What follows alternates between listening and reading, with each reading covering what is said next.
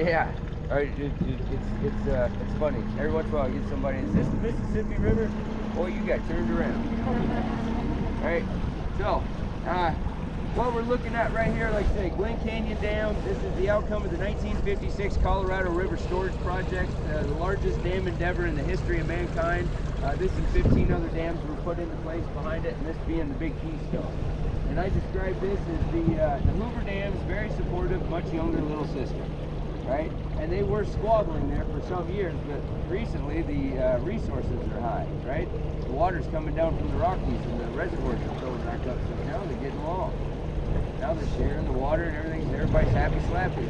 So we'll see how this, as long as the water's there, they'll be getting along. Now, one thing I do want you guys to notice is these walls in this bridge, right? They're 700 feet off of the surface of the water. Pretty high, right? So, but over this 16 miles, we're going to watch these walls double in height. They're going to climb to 1,400 feet. But we are only going to drop 32 feet in elevation over this trip, right? So it's actually the walls that will double in height, right? So I want you guys to kind of look at this as a geological fireworks show, right? Around every bend, it's going to get bigger and bigger and more beautiful as we go. And then our last 2 miles of the day will be a geological wall. And then we'll come around the very last bend where we take out at Lee's Ferry, and that's where our grand finale is going to be, the Vermilion Cliffs, 3,400 feet tall. It's a monument within a monument, right? Longest vertical rock face in North America. It's a 300,000 acre plateau, and it's the second step on the Grand Staircase monument. So if you guys are aware of the Grand Staircase, today you guys get to see the very first two first steps, the Chocolate Cliffs, which is the Moenkopi capped by the Shinnerope conglomerate, and the Vermilion Cliffs, right? So if you've been to Bryce and Zion, you've collected the gray cliffs, the white cliffs, and the pink cliffs, right? So you'll have the whole set. But if you guys have any damn questions throughout the day, I will try my best to answer. Otherwise, I figured let's get out of here and go see this stuff.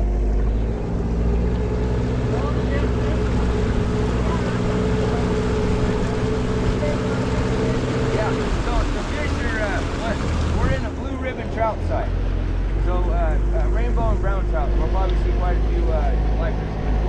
And down here, as far as fishing goes, so we are within the confines of the human concept that is the Glen Canyon National Recreation Area, right? So the fishing down here is pretty much the same as it is at the lake. Regular fishing license, regular boat registration. The only difference down here is you have to use marblers, so there's no live fish. You can't teach the sea.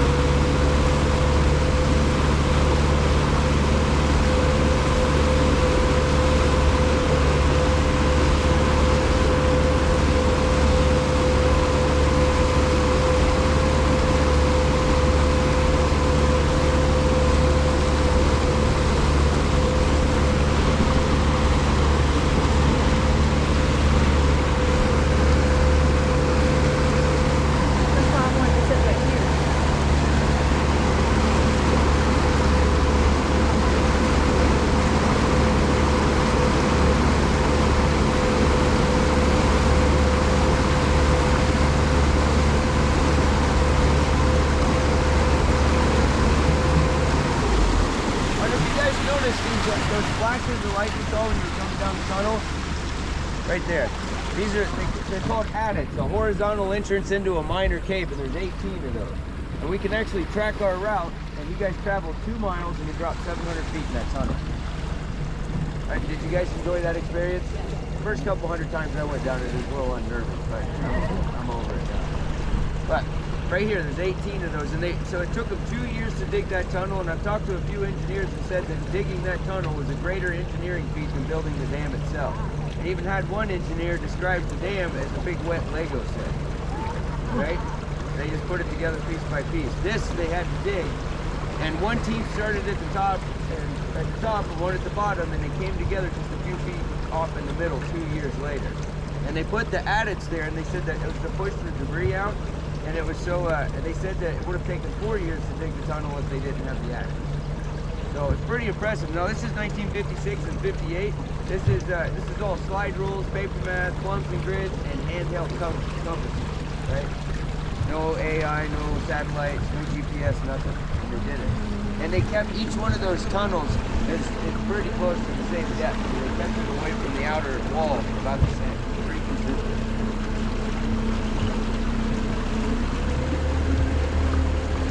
So to give you guys an idea, you see all those power towers over there? We got the two over here and the two over there. You guys popped into the tunnel about midway between those two power lines there. So that gives you an idea looking at this, what 2 miles looks like down here.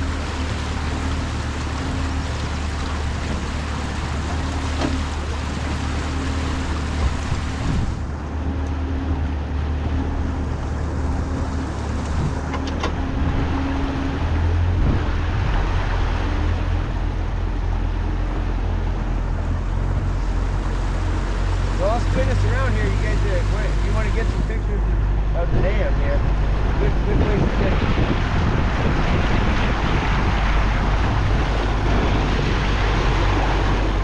It's pretty big.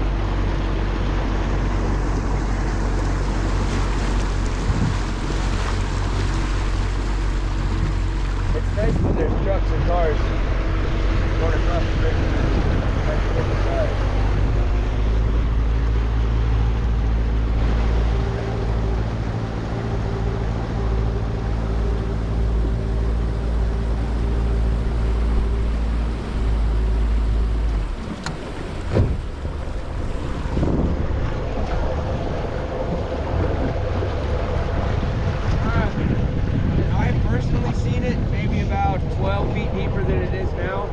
But any of that would have all to do with the dam. So just recently they had a high flow event, and that was last maybe a week and a half ago. It lasted for 6 days, right? So right now we're running about 18,000 cubic feet per second. And that's just if we draw a line across the river. That's how many basketballs cross that line every second. They ran it for 6 days at 39,500, which made it about 6 feet deeper than it is right now. And they ran it that way for six days. And all that is to build the banks back up. It brings up the sediments off the bottom of the river, and it builds it up along the beaches. And like I said, the Hoover Dam and the Glen Canyon Dam, they're getting along these days. So they're expecting 70 feet is what Lake Powell's going to come up this year. And so we're giving half of that, or a little more than half of that, to Lake Mead. So that's why right now they're running. They don't normally run the river as big as they are right now. Normally it's around 12,000 cubic feet per second, but now they're running at 17 to 19,000. And they're going to run it that way until the end of July. And now, like I said, they're getting along. But when we stop getting that snowpack, they'll start squabbling again, fighting over who gets what. No, and they were trying to conserve water because the last couple of years it got pretty rough, and we almost hit dead cold, which meant that that hydroelectric plant would no longer work. And then they would have to release the water differently, and we'd have to do these trips from the bottom, get off the lease ferry and come up. So anyway, they were running at around 6,000 cubic feet per second, which, yeah, we lost a lot of profit. But we were still doing the trips. Now, on that note, so you guys get a little reference before the dams. The Colorado River is a seasonal river, right? So on that note of it getting so low, you could come down here some winters, depending on the previous year's snowpack, and you could walk right across this thing. There would be very little water in it.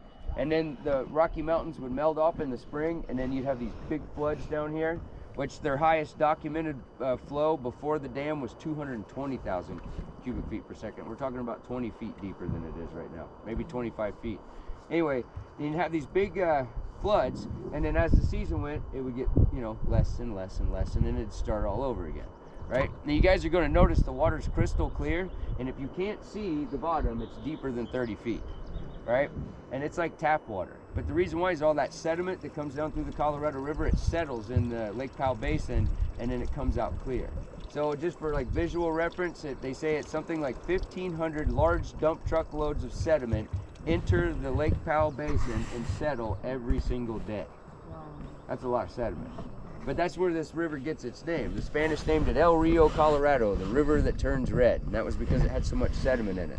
But the Mormons described it best. They said it was too thick to drink and too thin to plow. So it gives you an idea how muddy it was. But from the dam, it's clear. And then right past Lee's Ferry, where we take out today, that's where the confluence of the Paria River is, and it turns red again. So when you guys go over the bridge today on your way back up to Page, and some of you guys at Grand Canyon Airlines, you guys will be heading, but you'll go over that bridge as well, and you'll be able to look down into Marble Canyon, and you'll be able to see that the river's muddy there.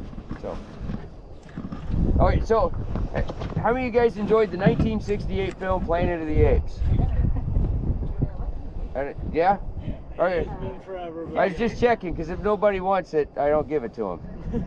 We'll move on. So we're in a filming location right now that was in the film, right? So I know you're looking around trying to figure out where you are, right? So towards the end, after they escape the ape city and they're on horseback, this is the trail that they come down, right?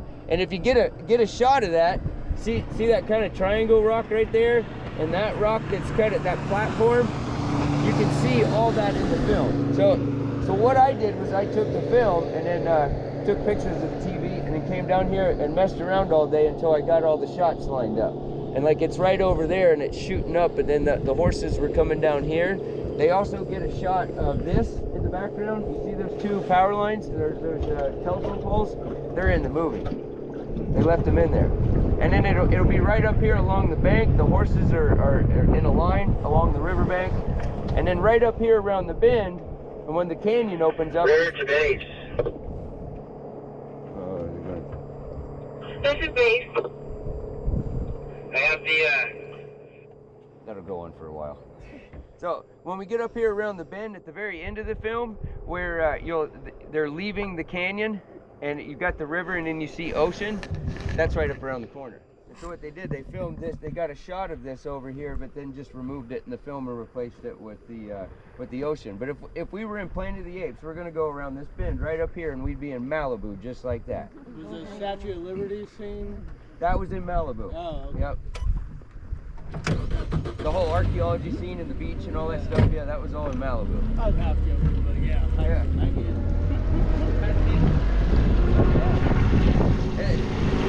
You guys got lucky. I'm the only guy that talks about it. The other guys don't talk about it. They don't refuse it. They just don't think it's interesting. That's like in my top 5 movies. I like science fiction movies. And plus, I love Twilight Zone, right? I love that show. And Rod Sterling wrote, Planet of the Apes. So if you ever watch it, you're thinking, wow, this seems like a full-length Twilight Zone episode. Because it is. And then if you guys get a chance, Wall Wheat Bay, Lake Powell, just right out here by town, by Page, that's where they crashed the plane, or the ship. That's where they land. And right now, the lake is coming up, and right now the lake is pretty close to where it was in 1967 when they filmed. So a lot of the film locations, they've been able to match up those shots. And then about 2 weeks ago, there was a guy on my boat, and his dad's the one that crashed the plane to get that shot. Where they crashed into the water, so they put a camera on a little plane, and he drove it into the water to get the shot. So pretty neat. Yeah, right there, that shot right there. And then they just put the wall there. Power line. You guys get a chance to watch it.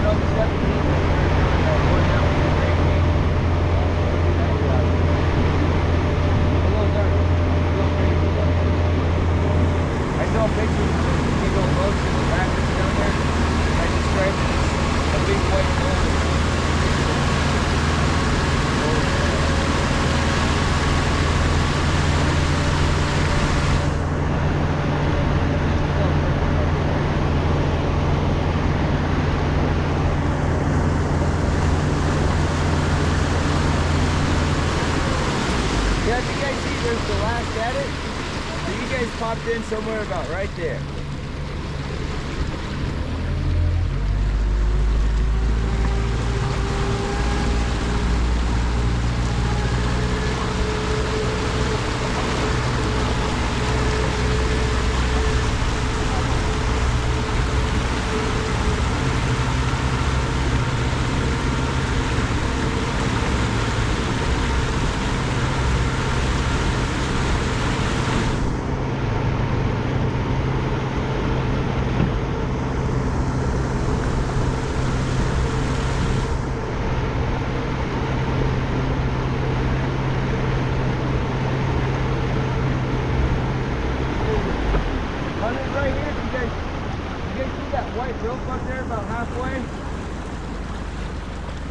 If you can't see it, don't worry about it. It's a rope.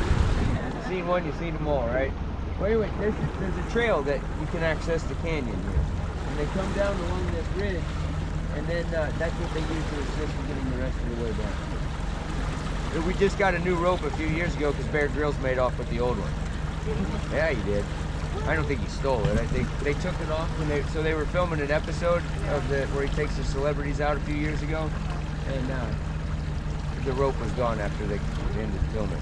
So, if you guys want to watch that episode, it's the Dave Bautista Glen Canyon episode. So, they brought Dave.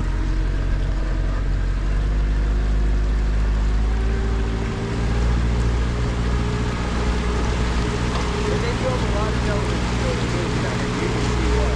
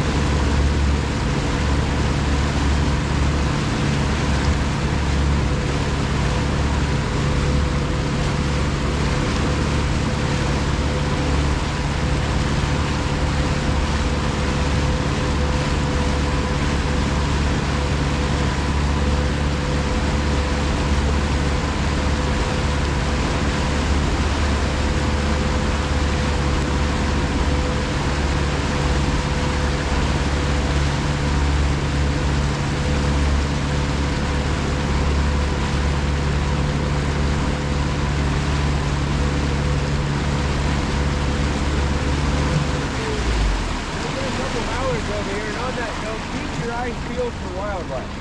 It's the eagle-eyed passengers that spots that wildlife. This place is teeming, right? So mostly what we do see down here is it's of that avian variety. And we throw some mallards back there. We've got mergansers, coots and grebes. The ibis have been around. The snowy white egrets, great blue herons, golden eagles, golden eyes. What else we got? We got bald eagles sometimes. The condors, the California condors, turkey vultures, the canyon wren. I don't want to go on. I'm done. We can go on all day. I think it's something like 240 species of bird down here, and about 40 or 50 of them are non-migratory. So the rest of those guys, they'll just pass through sometimes just for the day, or they'll be here for a couple weeks. Like a couple years ago, there were a bunch of pelicans over by the dam. You know, so you never know what's going to pass through here. Now, as far as mammalian species go, we might see the desert bighorn sheep today. Bobcat have been spotted down here. Mountain lion, coyote, brown fox, or was it gray fox, red fox? We got beaver. We got pack rats, muskrats, kangaroo rats. We got lots of rats.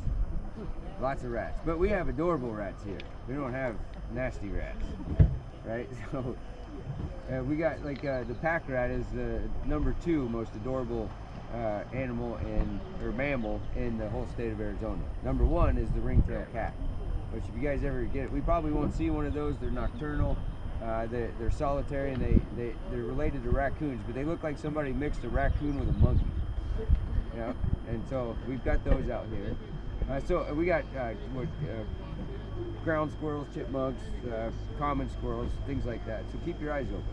Lots of reptiles too, lots of types of lizards, collared lizards, skinks, chuckawallas, rattlesnakes.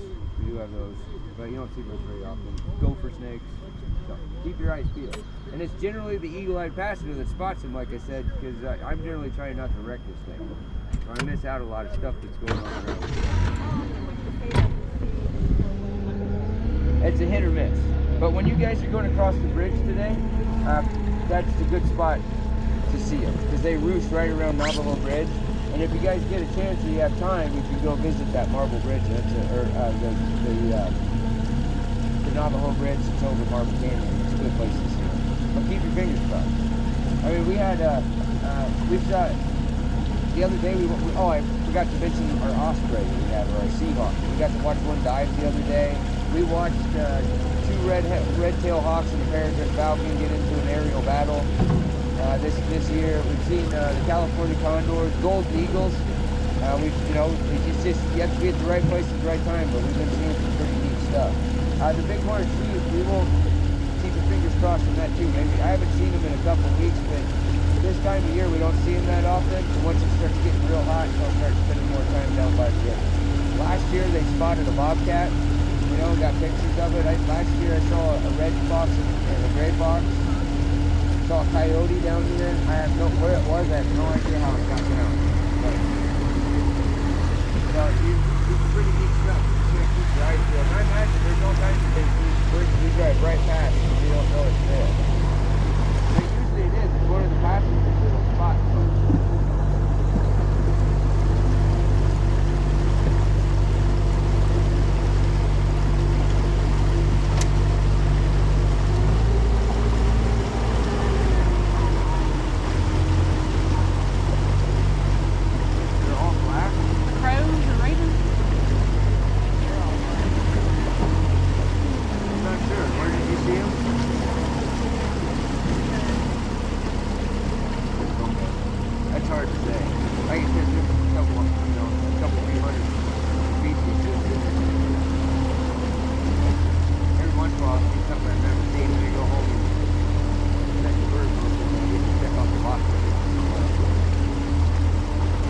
Alright, so make sure you guys got something to hold on to. We're about to go through the big rapids. What this is it's actually a ripple, but we call it a rapid because we want to keep its confidence up. So, like I mentioned, we only dropped 32 feet in elevation. So Glen Canyon is 197 miles long, right? That section of the Colorado River, and it has what's called a gradual elevation drop. So it's an average of 2 feet every mile, right? That's not very much. So over a almost 200 mile stretch, it drops about 400 feet. That's not very much for that distance. So essentially, this section of the Colorado River is a big lazy river. You could get on it in a tube and just float it. Now, when you get down to the Grand Canyon, they have an average of 8 feet every mile over a 277 mile stretch. So that's where you get that big roller coaster effect and the big rapids. And we call that honey draw, that little ripple is honey draw. And on a severity level, as far as rapids go, that could be considered a 1. Just because if you go too far that way or too far that way, you'll run aground. So it's got a little technical difficulty. But when you get down to the Grand Canyon, they have technical difficulty levels to go to 10 with their rapids. Most rivers only go to 5. They had to give that section of that river its own chart. They're about the toughest in the world.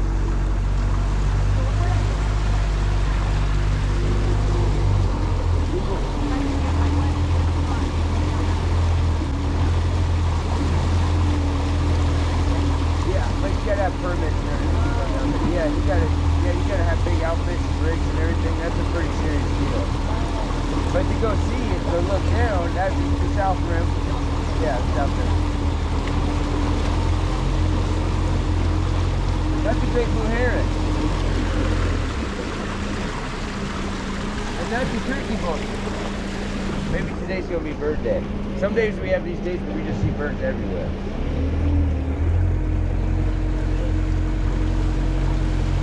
Yep, mallards. And then these two guys over here, these are mergansers. Well, there's one that don't. So these guys right here, they can dive and they catch fish.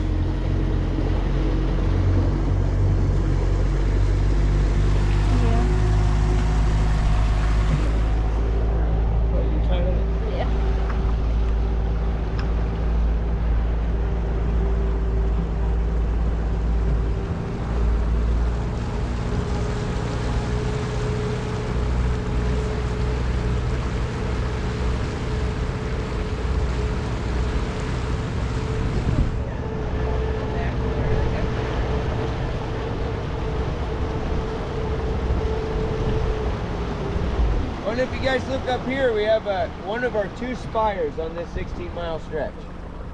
Those 2 birds are ravens. Now, we call this spire Monk Rock, and that's named for the first people, non-native people, to see Glen Canyon, were Dominguez and Escalante, 2 Franciscan friars, and they were trying to find a route from Monterey to Santa Fe. About halfway they had to turn around and go back to Monterey because or to Santa Fe because they ran out of supplies, weather got bad, they had to eat the horses to make it home. So that happens, I guess. So the Paiute gave them a way to go, so a shortcut to get home, and they passed through Glen Canyon and noted it. And they even carved on the wall, Paso por aquí, 1776. I passed through here.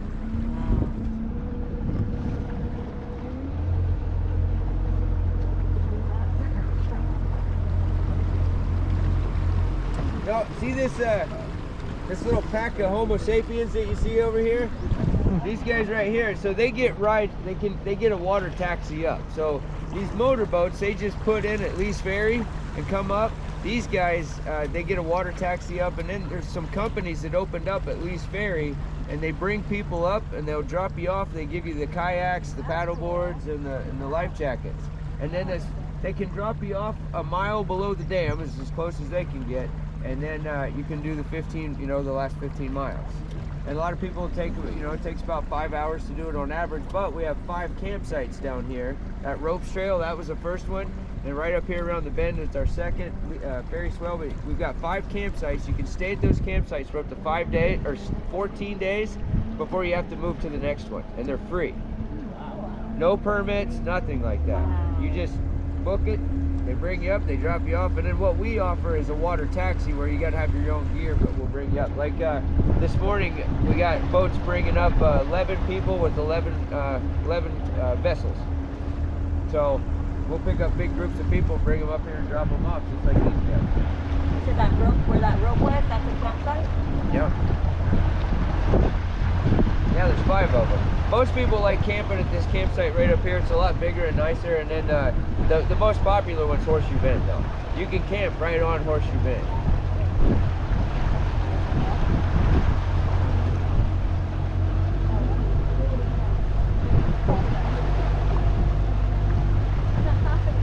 See, like these folks right here, they're getting dropped off.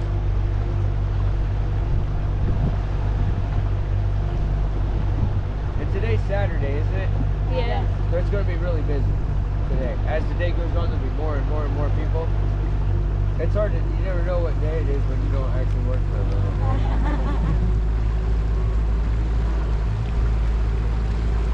This doesn't matter anymore.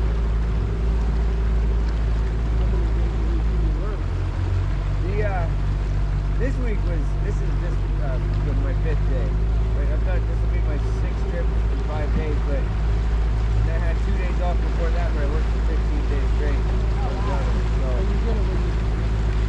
It just depends on how many guides we have. Sometimes I have to keep working, just to cover other guides and things. So, yeah, it just depends.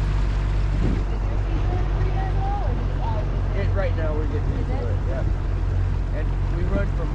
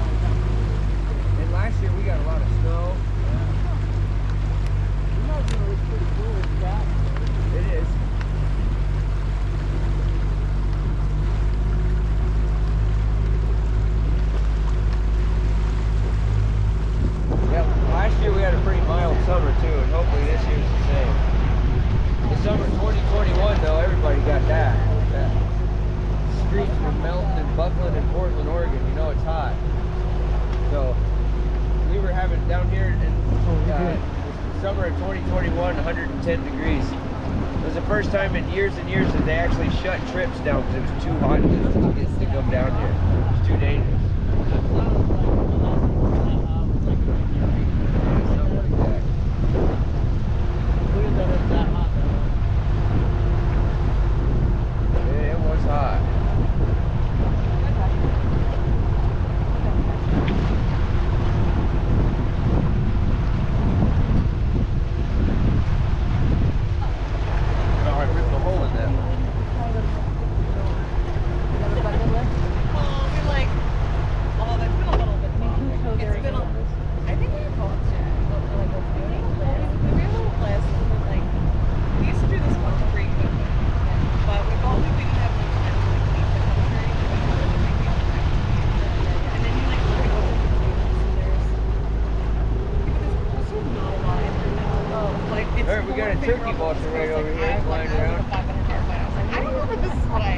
California condor's little cousin. And that guy has a 6-foot wingspan. Now, if you guys want to get some reference on how big they get, the condors, that seat you guys are sitting on, that's the condor's wingspan.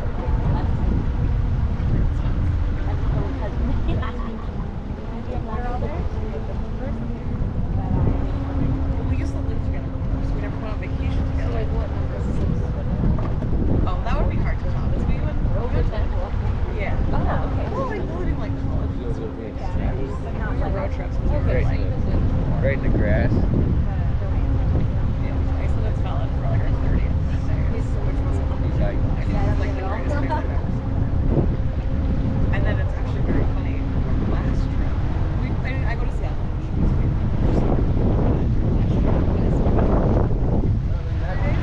And it was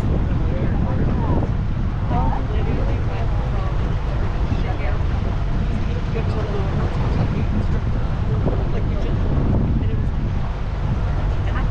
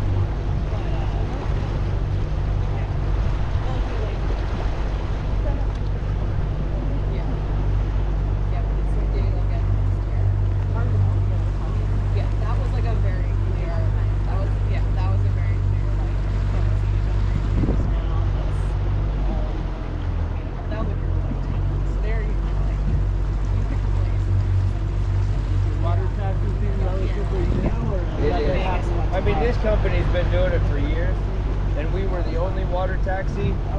So post 2020, or I mean pre-2020, it was just us, the charter fishing guys, and you'd see a few private fishermen, and then you'd see a couple kayaks every once in a while. Usually there's just fishermen, and you'd see maybe a tent every once in a while at one of the campsites, and generally if it was fly fishermen camping.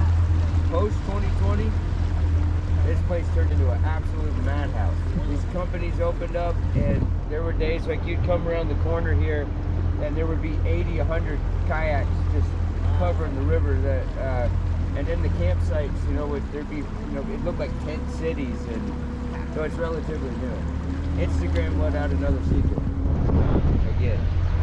So somebody put this on Instagram, and boom, overnight,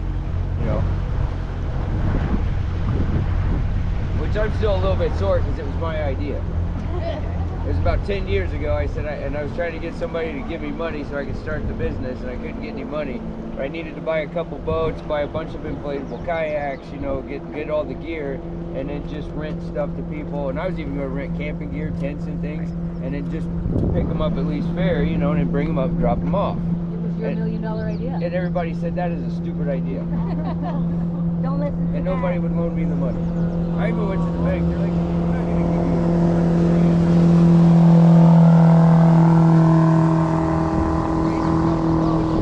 60 grand at least just for a couple of deck boats. And then all the gear and the equipment. And then you got to get like, you know, the license from Park Service. You got to pay for that and everything. So I needed some money. And now look what happened. But maybe I was just off, right? I would have tried doing it 10 years ago and no one would have. Right, it might not have been the Yeah, it might not have been the right time. This job you got now. No, I wouldn't. I'd be all stressed You out. would know what day it is. I'd be a stressed out millionaire right now. He's just very aware. So if you guys look over the side here, you guys might see some trout.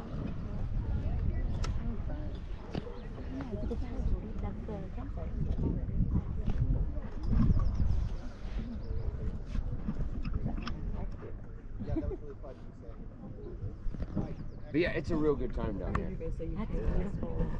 Camping At night. nighttime, does it get really cold?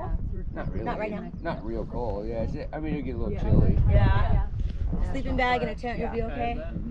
Yeah. Like right now, I think down here maybe, So it's our 20 year. I don't know, maybe 60 degrees at night. Oh, yeah. We actually Yeah, it's try to not go on a bad. big trip every 5 years. We have 6 kids, so it's a little hard to get away. But, so every 5 years we try to do it. Well, we have some people we like to go to like even over there. So yeah, it's hard. It's hard to come.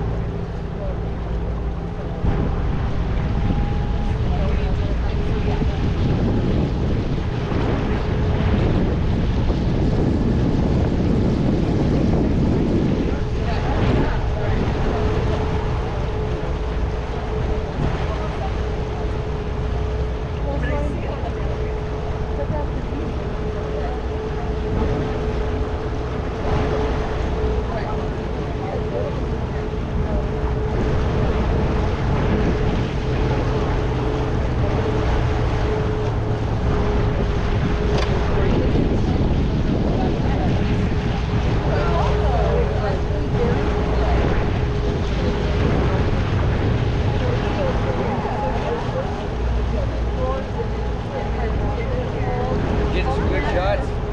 Hope so, I think. It's hard not to down here.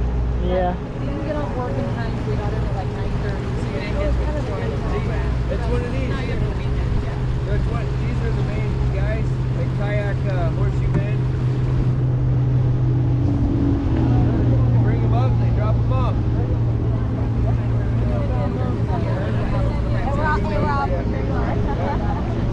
Yeah. Those are the ones that stole your idea?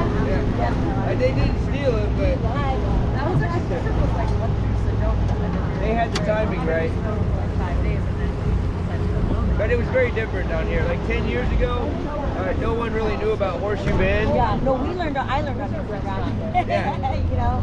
And it's so we used to have about 2,000 people a year visit Horseshoe Bend.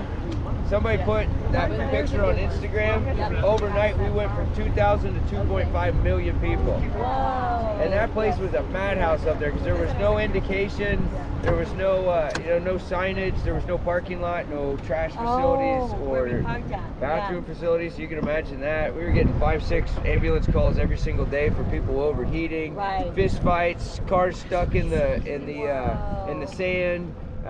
Cars flipped, crashed on the side of the road, rear ends every single day. People just trying to get here. And there's They were not going kind of like crazy. set They up were, yet. people were in a frenzy to go get that Wow. picture. You Yeah. know. Yeah. So, but now they have those facilities up there, and everything's really, Yeah. it's that's a what lot I easier now. understood. Yeah. All right. So, how many of you guys ever heard of the word pareidolia? No one ever does. So, it's it's where where it's us humans, we apply patterns visually to chaos, right? There's other words. We do it with sound. We do it with history. We apply patterns to things where there are no patterns. So what I mean is we see faces in the clouds. That's pareidolia, right? So I'll show you guys a few of them around here, and then you guys can get looking at them, you know, for yourself. But if you look, there's a lot of textures and shadows and colors, so it creates a lot of pareidolia for us humans, right? So if you guys look over here and you see this big light spot, that big cutout, we call that Pac-Man's ghost. Yep. John Wesley Powell named that in 1869. Sounds about right. He had a great idea. Yeah. So, now if you guys look over here and you see this big dark panel right here, and what that all that dark stuff you see on the walls, it's called desert varnish. I'll save you the long chemical explanation, but it's oxidation is all it is. It's iron oxide and manganese oxide, and all these things happen and it grows on the rock, right? So it's essentially rust. Now if you guys look at it, you got the big dark panel, and if you go to the left side of the dark panel and go down till you get to that big messy spot, it looks like somebody cleaned some of it off. That's the lady in the swing. You see her? Yeah.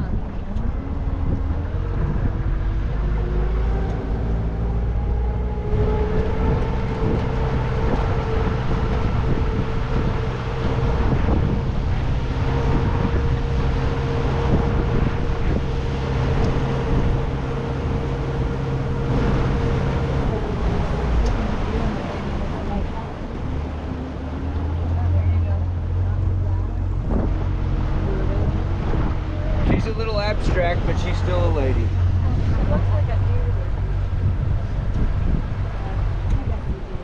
All right, so this is the one that I think is about the most pronounced that I've ever seen down here. And if you guys look, you see that big canyon, and it has a V shape to it, right? And that, what they call those, that type of canyon is a swale. And it has a V shape to it, and the entrance is up high. Some folks call them hanging canyons, right? I think it looks like a martini glass. Anyway, so if you guys look at it's got a V shape. If you follow the outer edge of the left side of the V and keep following it up until you get to that big dark spot, almost like a big round dark spot, a shadow, that is the eye of a giant lion looking upstream. Huh. It's side profile. So like I said, follow the outer edge of the left side. Just keep following the outer edge of the left side until you get to that big round, that's its eye, the shadowy spot. That's it. And then it has but some people see a horse, some people see a baboon, so I call it the baboon horse lion. And some folks, no matter how hard they try, cannot see pareidolia. Their brains don't work that way. It's more like a horse to me, don't you? Also, they also say some people don't have inner dialogue, so who knows? But yeah, maybe if you take a picture of it. Just look at it right Now zoom in, and it's right. Go this way. Well, I mean, go. Yeah, okay. See it? I'm not looking at the right thing at That's all. the Oh, line. I see it. I was sounds looking like that shadowy thing. Yeah. Don't get the right thing. I see that. It's got that snout, the cheek muscle, its eye, and curls in its mane. Yeah, the mane on top, yeah. Yeah.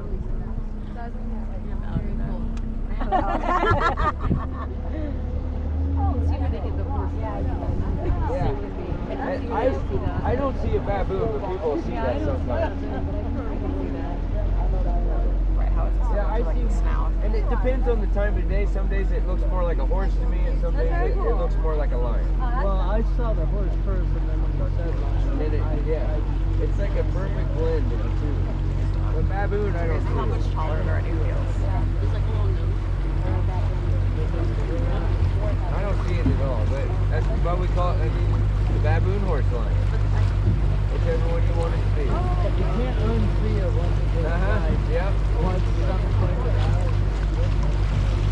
What? I actually had to point out, surprised her. The guys didn't know about this. There's a few years into doing this, I'm coming up the river one day after the trip, kind of looking around, and it popped. So I was asking the other guys about the lion. Have you guys seen the lion? They thought I was crazy. I tried pointing it out to them, but you know. So you discovered it? Yeah, I mean, maybe somebody did before, so I was pointing it out to other guys when they do ride-alongs with me, pointing it out to them. guys know? I'm sure somebody in the past has seen that. It's pretty. I think it's really apparent. He's not in the river.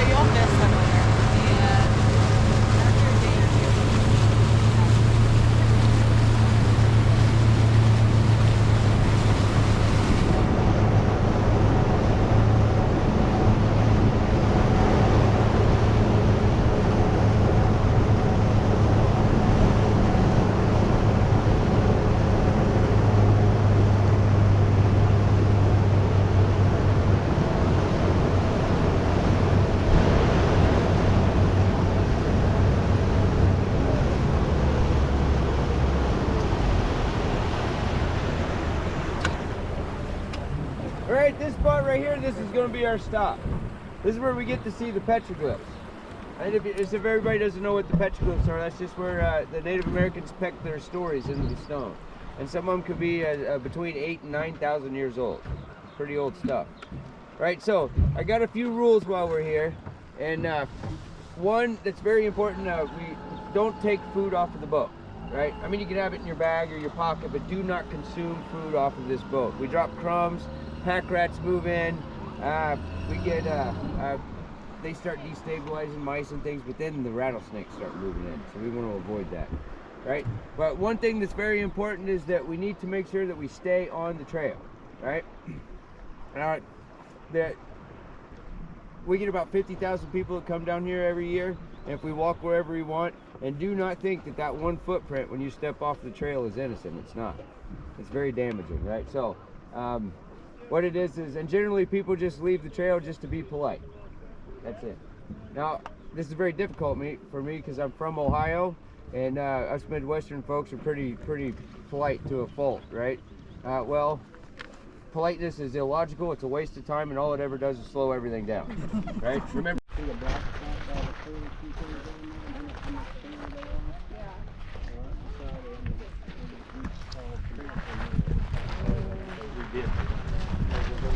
Gotcha.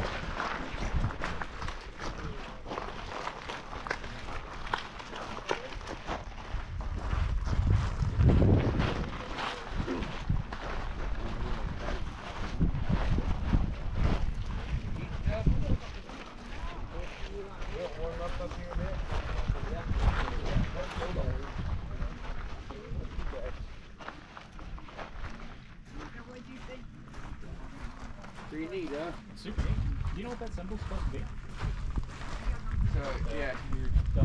The Hopi say it's theirs, and it's birth of twins, and the Paiute say it's theirs, and it's a yin and yang type symbol. Oh, okay. So, and as far as interpretation goes on these, nobody has any idea what they actually mean. Because each group of Native Americans will give you a completely different interpretation on them. And they argue on who did it, who did what. But Just looking at it, I don't think it's kind of migration. I have no idea. yeah, I don't either. But probably water and steer.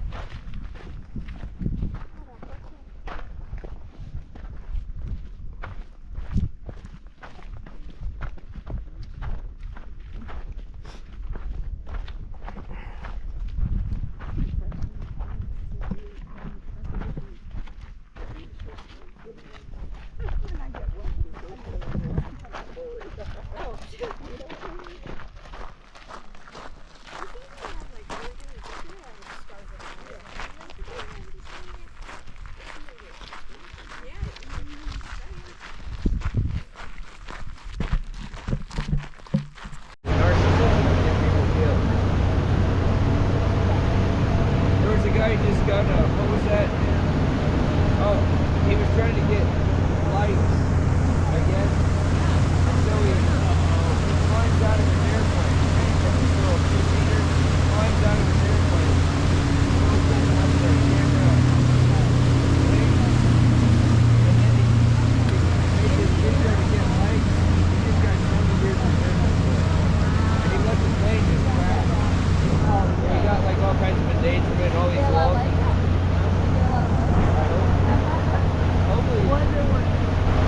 Hopefully it was that important to him. One day's pretty refreshing, ain't it? You want me to do it? Or like people wanted to go to like coffee shops and ask for water and throw it at like Just pick it up.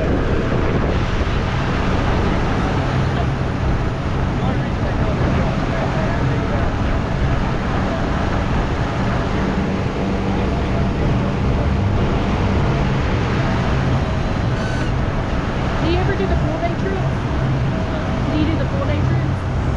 You mean like going down through the Grand Canyon? I started my first one on 17. Some of those like what, 7 days? Yeah, this one I'll be done for 8 days. Ooh.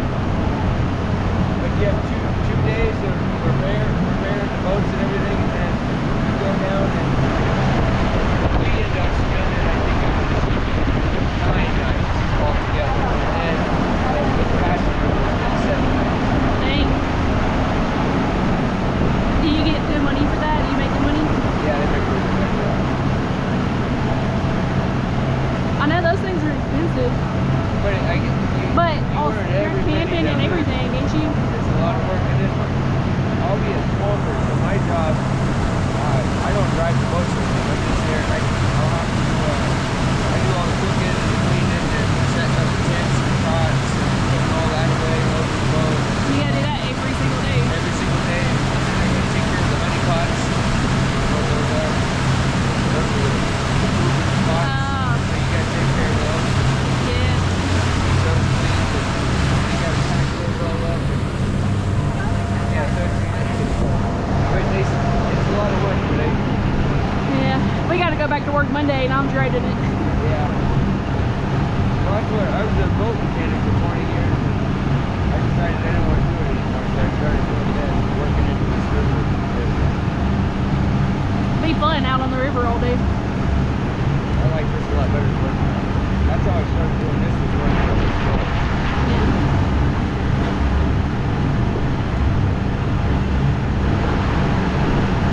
My toolbox has been sitting in the garage now for 5 years, collecting dust.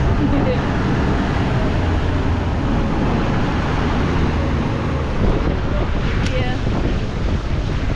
Right here, we're smack dab in the middle of Horseshoe Bend. So if you guys look up there, you can see there's the people. And if you guys look over here, if you guys have been searching your whole lives for a campsite with a captive audience all day long, look no further.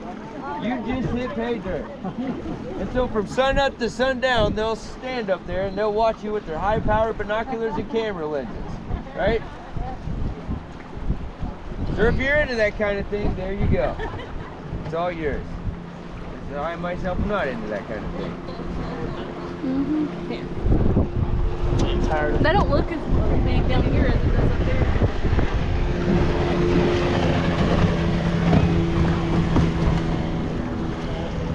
But this is our most popular campsite here, and then like I said, probably by the end of the day, you'll probably see 30 or 40 kayaks all along this, and there'll be tents everywhere. I'm accepting it. But it is nice to see that, you know, a whole nation of people after 2020 realize that television really isn't interesting. Rip that thing off the wall, pitch it out. We were trapped. Yeah. Yeah, people watch TV for a year straight. You get a little bored of it. But a lot of places like this, hiking, all kinds of, you know, camping, it's been a big boom.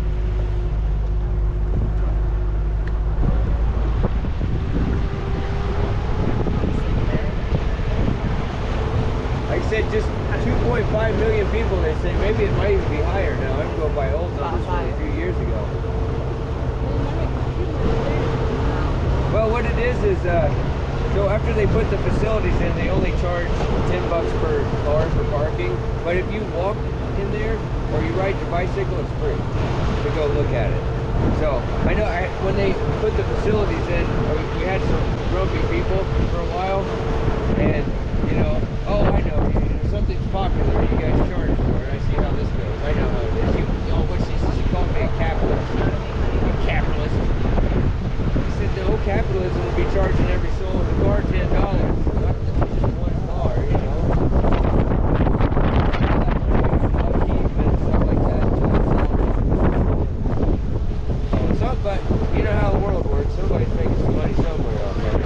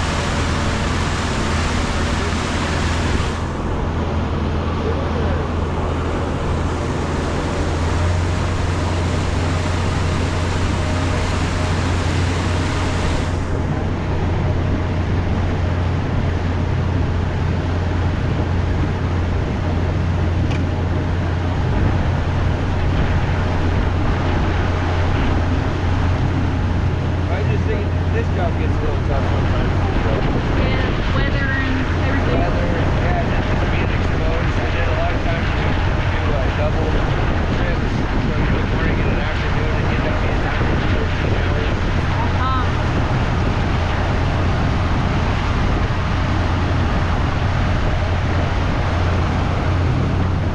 And this year they had that where I worked 15 days straight, and 6 of it was sleeping down here on the boats, watching the boats during the high flow. So I slept on the boat for 5 nights, 6 days, which is fine with me. I do that stuff for free. All right, it's your turn. Well, my worst day down here is still better than my best day being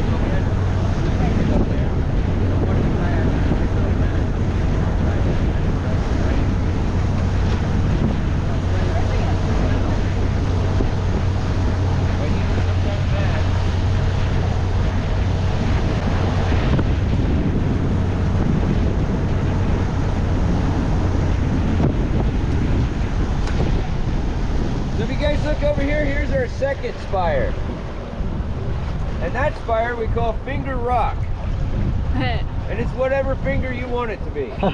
I myself, I see an index finger pointing up, so that's what I see. Now, John Wesley Powell did name that in 1869. I made up that Pac-Man thing. That wasn't true.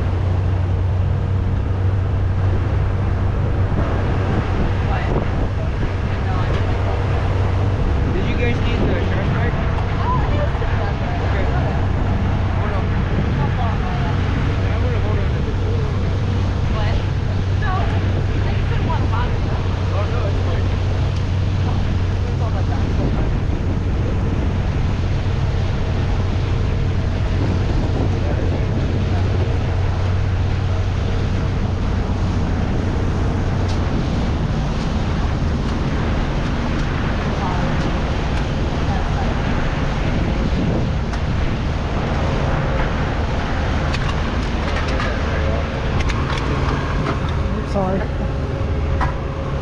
Yeah, and we can put those in there.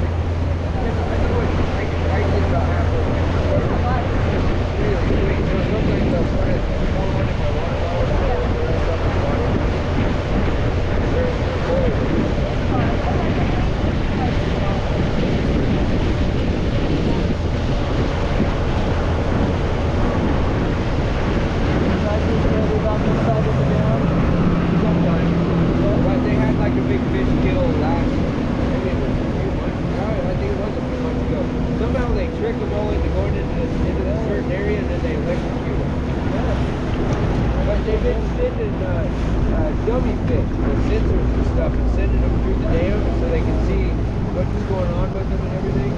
Last year the lake got so low that shad were coming through it. And so you saw thousands of shad. They were about this big, they looked like silver coins all over. And then was that one day we had there's a type of fish they have, it's another type of shad but it gets real big. And I found one floating over by the boats one morning and missing its head. It just came through that.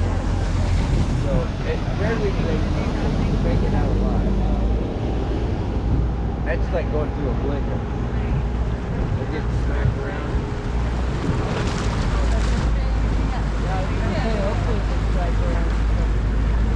Yeah, they do sometimes. They get the bass large enough that they maybe sometimes will get into. But it's not often. We have every once in a while we'll have a sunfish problem.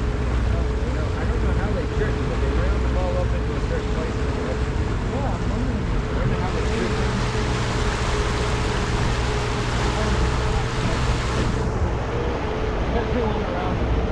I come from a big fishing family, and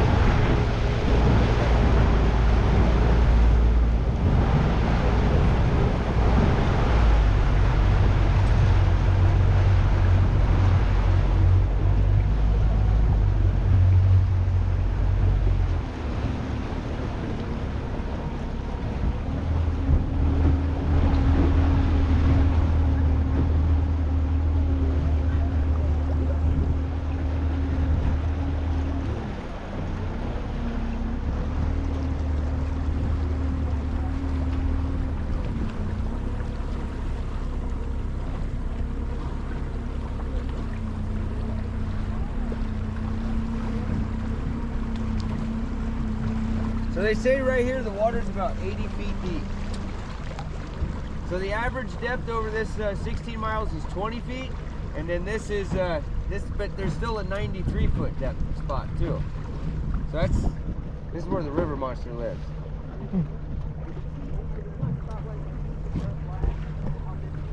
Right there. Oh, it was there? Yeah, it was that beach. And actually there's big talk that they're going to start that up again.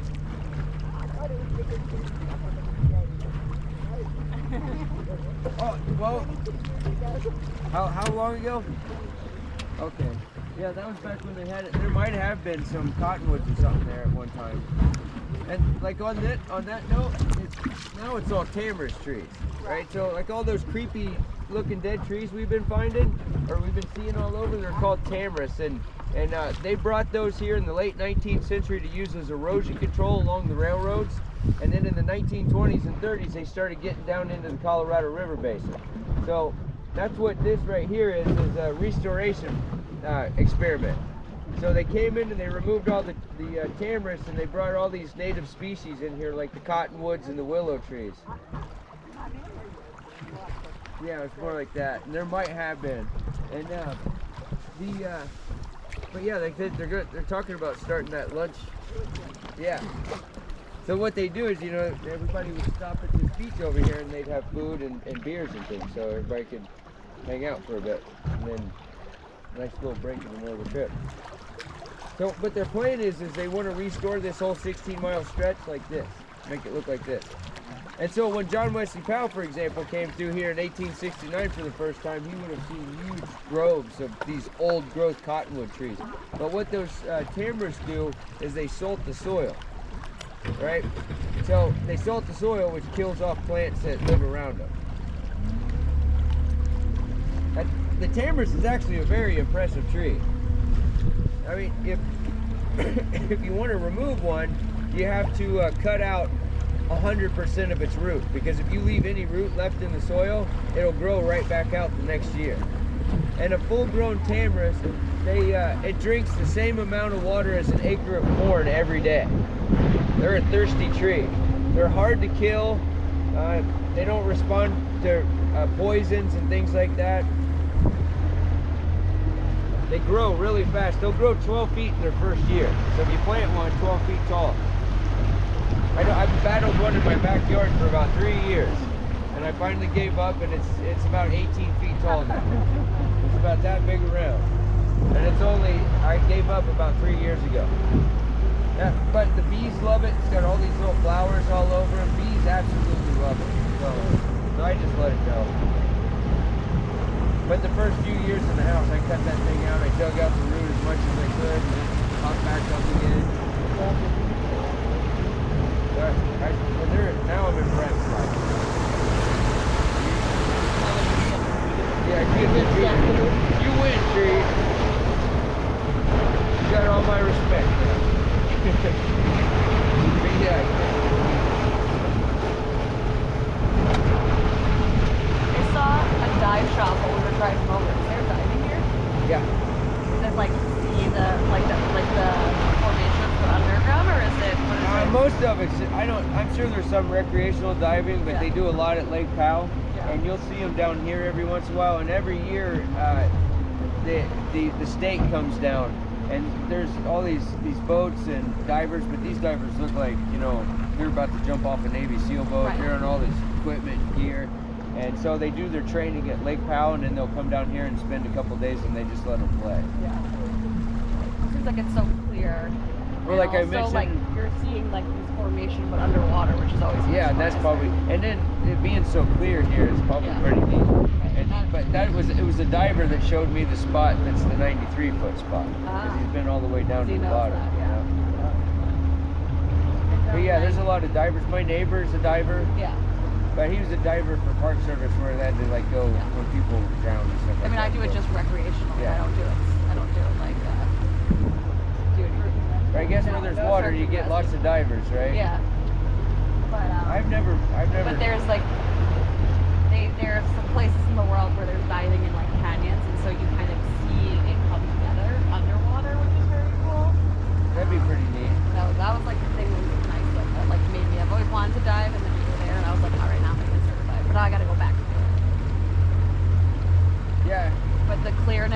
at some point, you know, it all comes together. Hey, we're going downstream. What direction is Lee Ferry? That way. That way? Yeah. Okay. Where'd you start? At Lee's Ferry like 5 nights ago. Okay, you got a little turned around. But Okay. yeah, keep that way. Okay. Thank you. Yeah.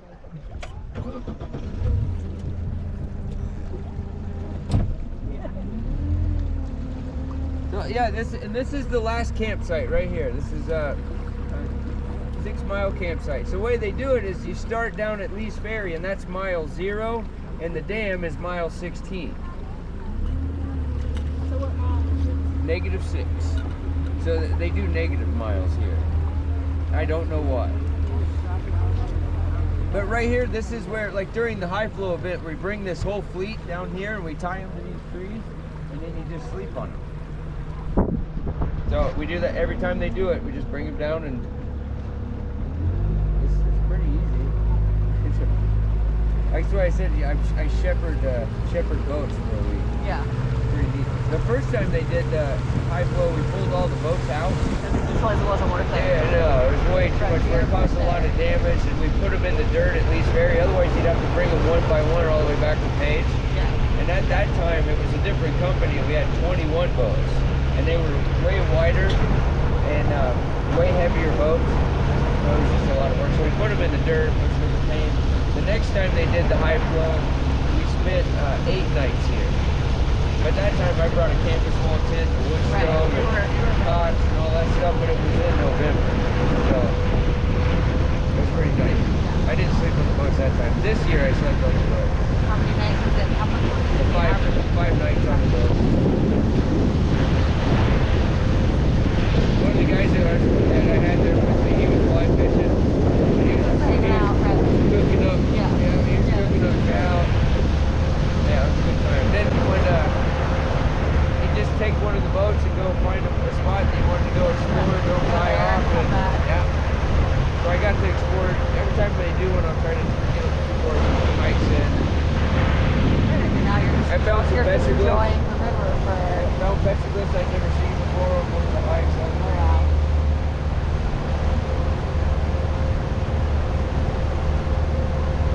There's a lot to see, even though it's just a little Yeah, stretch. there's a lot to explore because there's every crevice is something new. Yeah.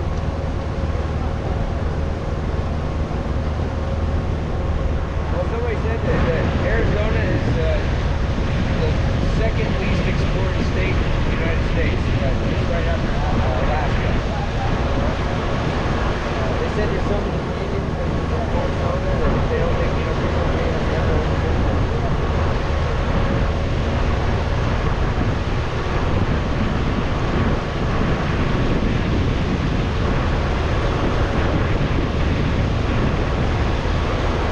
Well, that feels nice.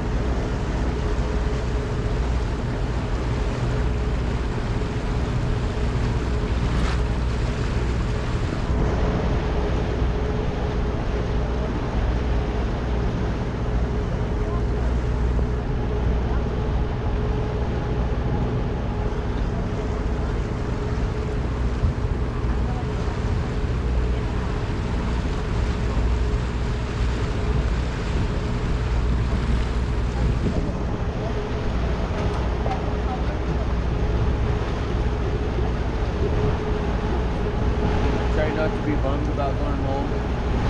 I'm ready. Are you ready? Yeah, I'm ready to see my dog. Yeah. I have a little chihuahua. You said you guys been about a week. Is it your first time out here? I came out here to spend the summer 24 years ago. Think you went back? Never went back. The plan was that the guys that grew up with in Ohio, their uncle had a detail shop, like a boat detail shop up in Lake Powell. So they moved out here to Lake Powell, and I'm like, I'll come out. And I was supposed to go to school, come out here for the summer, and then go to school. I stayed here.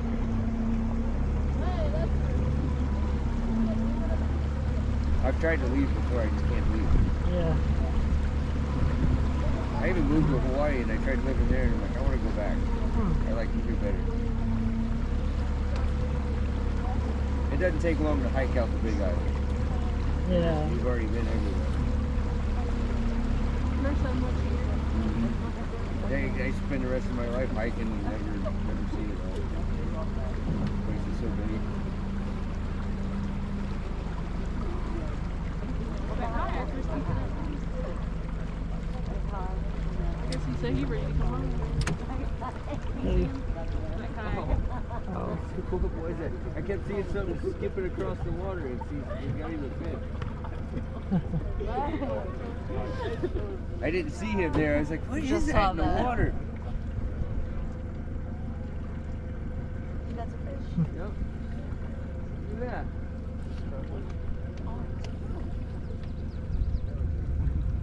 You guys ever, if you like fish, trout's really good. I know some folks just don't like fish. I just don't like it. I love trout. Yeah. Hear you talk about it, I'm like, all right, where can I go find Fish is grilled my fish? favorite meat. What is that in the water? Well, it's hard to beat a Oh, it's a bird, huh? cheeseburger, though.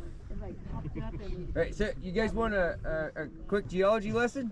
Yeah. Calm down. I know how exciting this can be. Now listen, geology is a science of speculation, and nothing is ever truly set in stone. I wrote that. Yeah, don't act like you're not impressed. All right, so all this stone that we've been seeing today is called Navajo sandstone, and it's one of the most debated ages on a sedimentary rock formation. And it's argued between 190 and 220 million years old. That's a bit of a gap, right? And so let's imagine that the Colorado Plateau doesn't exist, and that's what we're on right now, is Colorado Plateau, 250,000 square miles, right? I think it's 12,000 feet above sea levels. It's its highest point on, I think, the Humphrey Peak in Flagstaff, right? The Rocky Mountains don't exist yet, and we're down by the equator. And so what this was wind-blown sand dunes, right? And then imagine it being all these, and none of this exists. It's just all wind-blown sand dunes like the Sahara. And it would have had seasonal water, like monsoon seasons. And if you guys look right here, see that gray line? That is called a freshwater limestone lens. And we're gonna have to take a pause. It's impossible for me to talk at the same time as another human being. I can't do it. Can't do it. You saw I was starting to stumble and trip.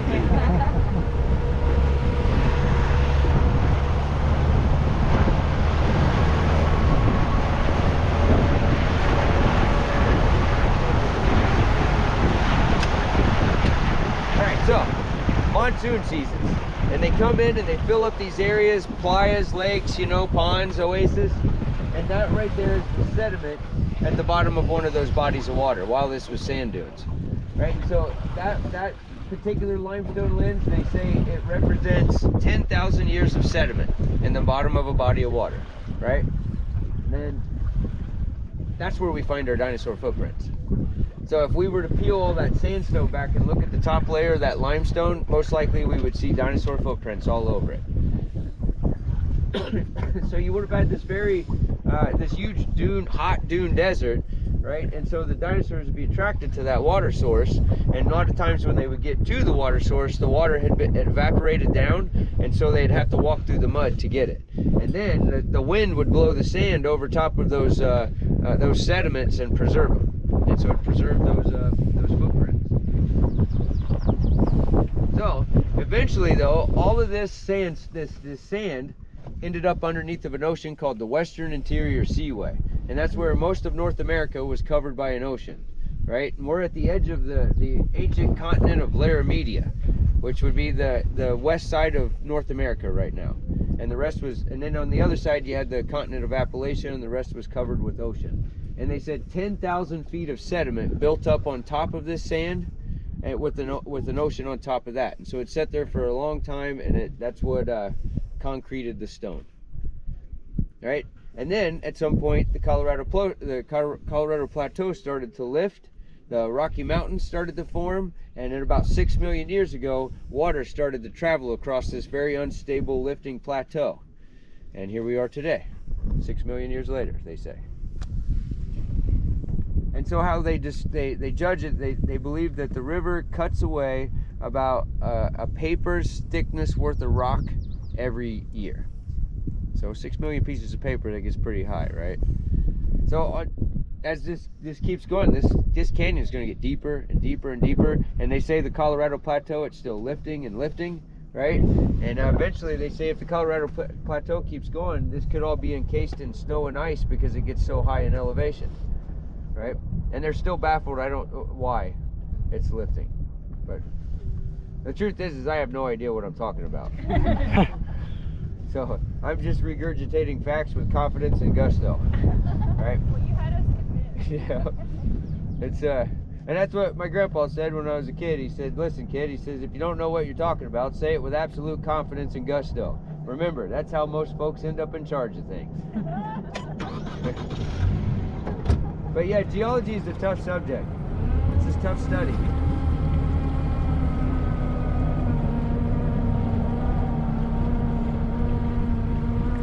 But it's hard to imagine all that, millions of years and all this stuff. And then try this one on for size. The source of all this sand that made up these sand dunes, the Appalachian Mountains, right? It's pretty crazy. What's that?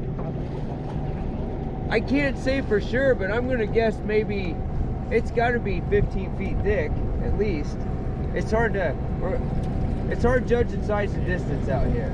Here in a second, we're going to have one of those, that game.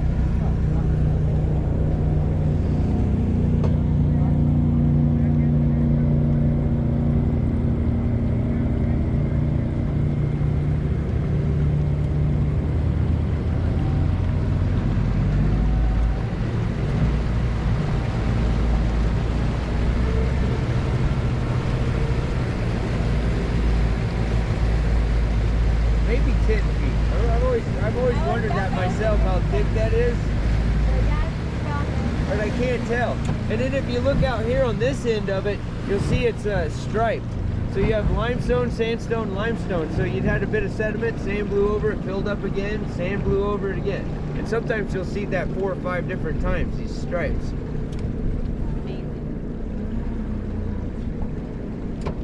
Now on that note, judging size and distance, you guys want to play a game? And that's the name of the game, judging size and distance. We'll start with distance. Right, so if you guys see this wall directly behind us, and that wall far away that's lit up, how far do you think those two walls are in an absolute straight line? 5 miles.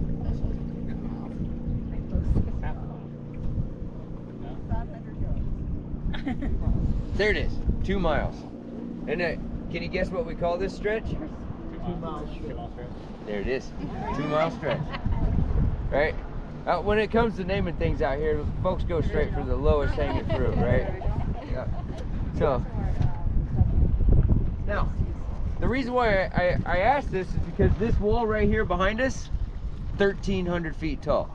Remember we started at 700, and that wall right there is 1,400 feet. So the Empire State Building is 1,350. So that wall right there is 50 feet taller than the Empire State Building. Right? And that right there is the highest wall in the 197 miles of Glen Canyon. But remember, that's not going to be our biggest thing. We still have our geological grand finale that's 3,400 feet tall. So that's what I'm glad that we do this trip in the order that we do it. When there was that talk about having to do the trip from the bottom and come back up, you know how long it took, to come up with some of this material, and I have to start all over again, right? So I'd have to pitch it like, all right, folks, this is all going to get smaller and more disappointing around every bend, and then we're going to end it with a big concrete wall, and up a dark tunnel you go.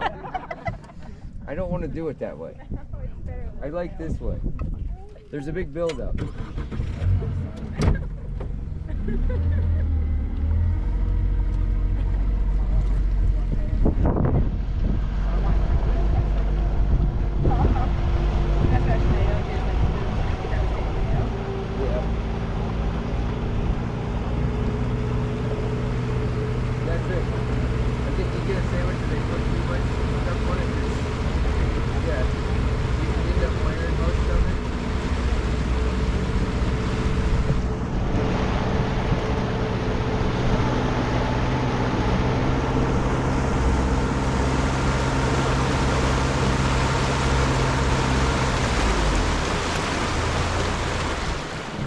Now if you guys look right here, you see this vertical fishing?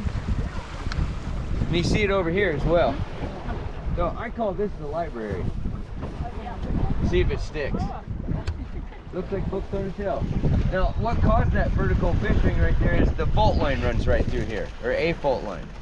Right, so the type of fault line that runs through here is called a left lateral strike slip fault. Not to be mistaken with the right lateral strike slip fault.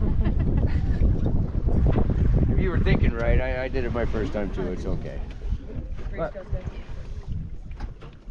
when you guys notice we've been meandering all day, you know, going around these bends, and then suddenly get this long 2-mile perfect straightaway. Well, they say it's because of this fault line. So every time they find these straightaways in these deep canyon rivers, they always have a fault line running through them, a prominent fault line.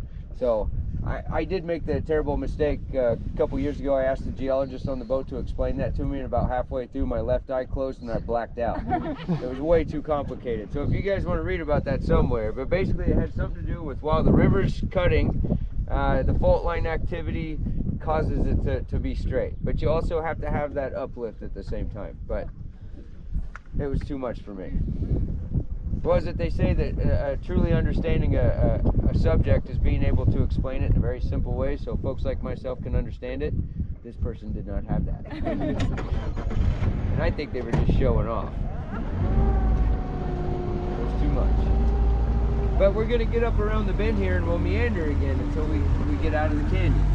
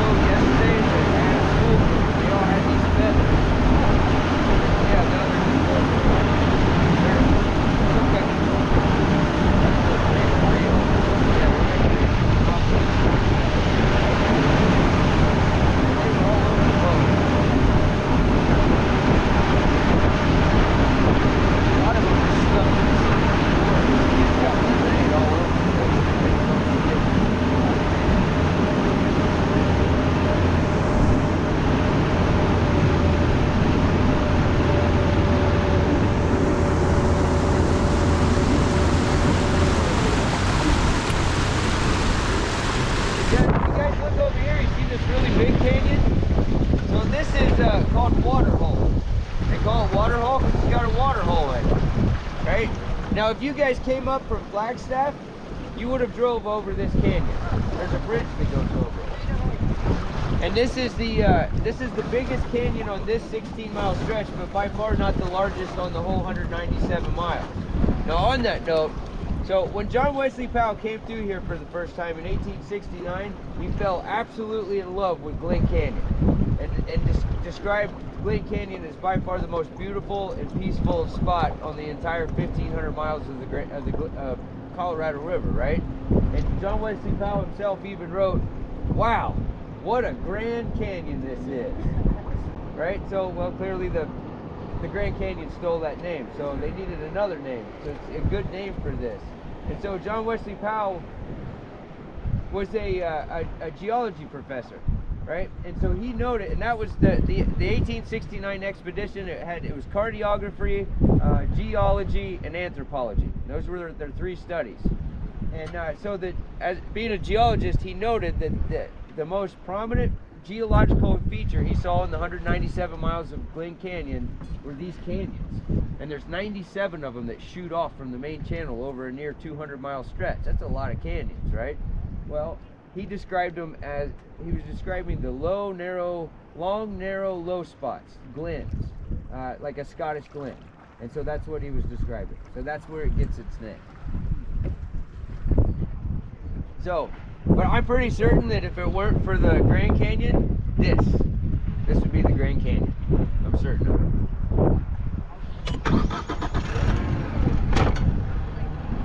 So if you guys look over here now, 1,400 feet. So just imagine that's twice as high as what we started with. And then that's 400 feet taller than the people we saw at Horseshoe Bend. So if we saw people standing up there, I don't know that we can even recognize them. People, that's a good way.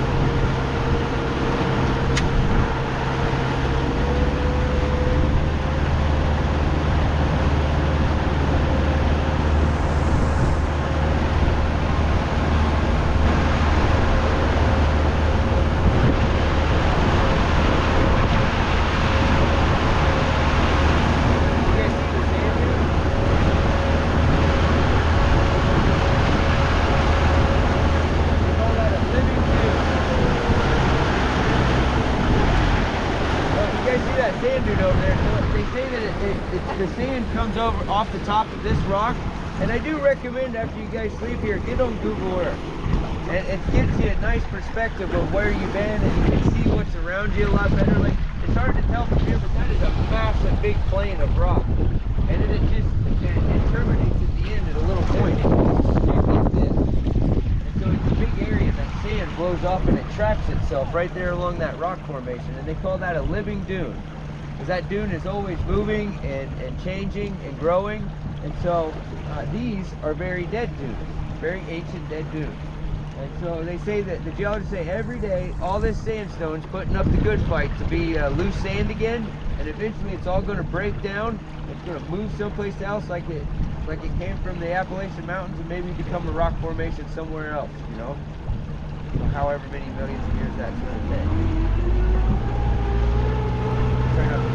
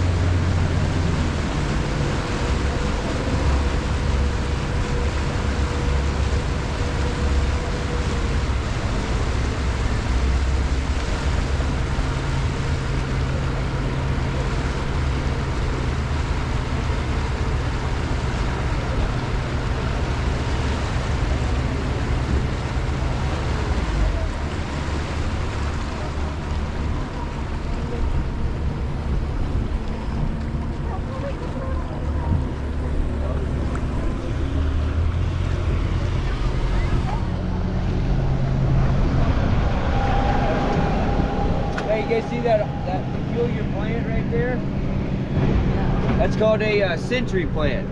It's in the agave family.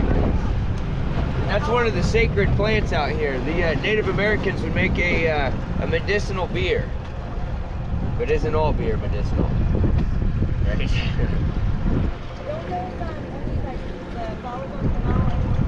Yeah, so that thing will grow, and it can grow for years, and then it just blooms once, and then it flowers, it drops its seeds, and it dies.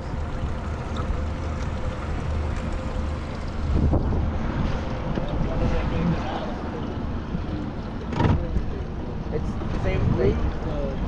I can't, whatever they use for making tequila. So that's still in the agave family, like tequila. At the tippy top of tequila production, you've got the blue agave.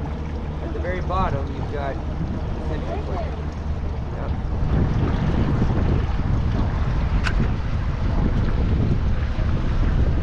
I think he's getting mad. Oh, you see the horses? Yeah. So the one that's closest to the river, the smallest one, his name is Three Socks. I named him. I went for low-hanging fruit. He has 3 white feet. We also have a Two Socks down here. I named that one also. Ripped it straight off of Dances with Wolves. And that's the way these horses are. They'll pop out for a second, and then they'll go back in. Yep. Yeah, these are, so right now there's 4, 5, 6, there's 7 wild horses down here. Now, they started showing up about 15 years ago, and then they've just been perpetuating here ever since. So they're kind of isolated from the rest of owned horses. Now, I call them wild horses, but technically they're feral horses. But, you know, anytime you talk about wild horses in the Americas, there's no such thing. Wild horses do not exist in the Americas. It's a sad thought. They're all feral. But I believe they deserve to be called wild, right?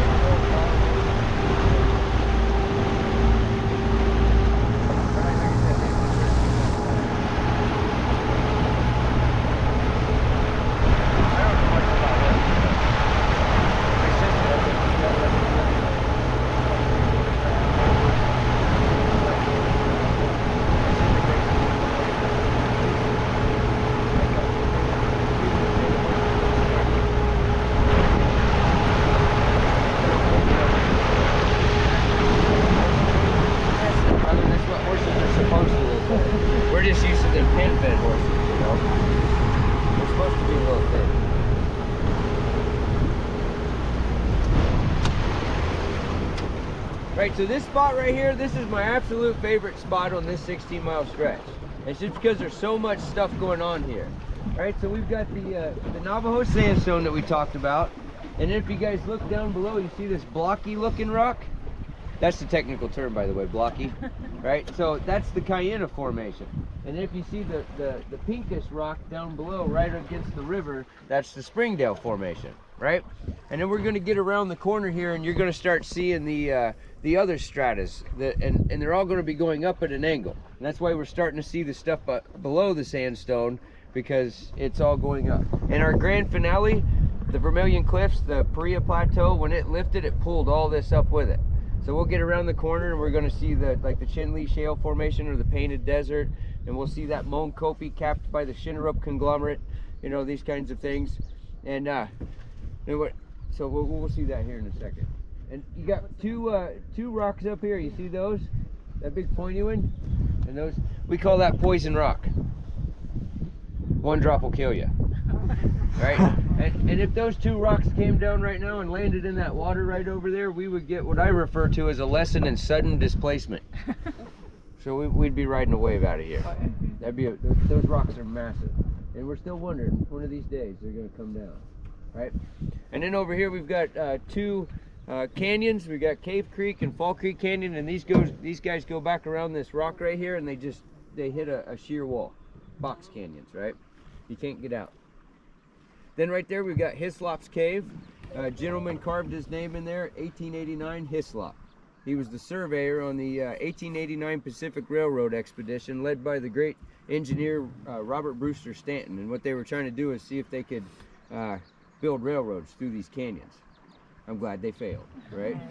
Sometimes we have to stop, you know, because we hear a boat go by, so we just wait. Imagine waiting for a train to go by. So maybe a different world. All right, and then right through here is where they found some of the oldest human artifacts, or if not the oldest human artifacts found in the entire 197 miles of Glen Canyon, and they date back to 9,000 to 10,000 years. Right? The Grand Canyon area, human occupation there goes back to 13,000. So they think people, you know, were there first and then migrated into this area. And it would have been easy access here. Now, the most exciting thing that's going to happen here, and probably the most exciting thing of the entire day, is right up here around this bend. Right? So when John Wesley Powell came through here, being the geologist, he described this bend as the single most abrupt geological change he saw over the entire Colorado River, right? So we're going to go around this bend, and we're going to leave the geological Glen Canyon as abruptly as you walking through from one room to another to a doorway. His hat fell off. I know. Of course it flew off right now, right? This is the edge you're reaching.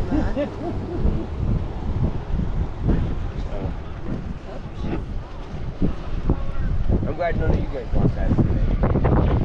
There's usually one. You just jinxed it. You already did. Yeah, you're right. Just not on this It might one. speak too soon. You got it? Congratulations. So, anyway, I just wanted to emotionally prepare you for what's about to happen. I understand how exciting abrupt geological changes can be, right? So, as we go around this bend, try to contain yourselves. This is going to be pretty exciting. But like I said, we're going to leave Glen Canyon right around this bend. Right now, we're going to enter our last 2 miles of the day, and that will be our geological lull. And I'll let you guys know before the grand finale hits.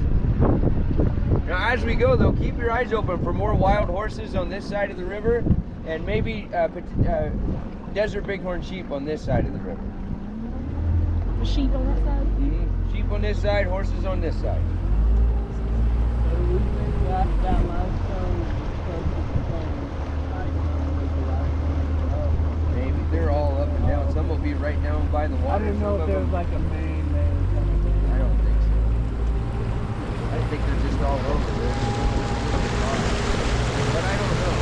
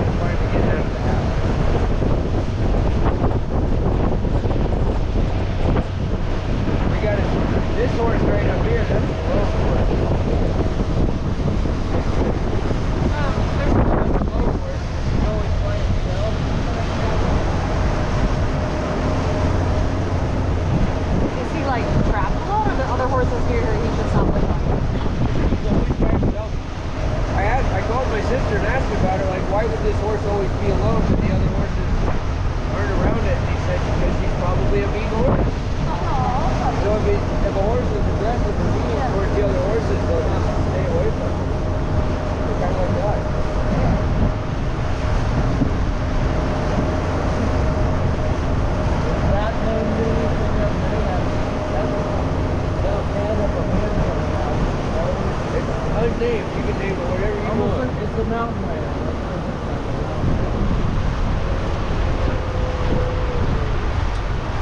Yeah, the other one's rain. It's just like out here. Yeah. That other one, that Three Socks back there, he was stomping his foot in the water. I don't know what he was up to. Three Socks is funny because sometimes you'll see him running and he's tromping through the water and he'll raise up, splash. He's only 4 years old this year. He's still a kid. Yeah, Three Socks is my favorite horse. What's his last name? The lone horse. Yeah. And He's you pretty. never see that horse around any of the other horses. So we've got those two horses we saw back there, and I didn't haven't named the other one, but it's Three Socks and his buddy, and those two have been hanging out together for about 2 years now. And then he's by himself, and then sometimes around the bend by Lee's Ferry, we'll see a group of 4 horses over there. That's the one that Two Socks runs in that group. But they do pretty good. They seem pretty healthy.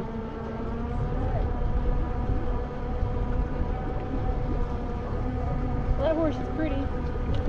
Looks in good shape to me. Probably would have to be living out here. Yeah.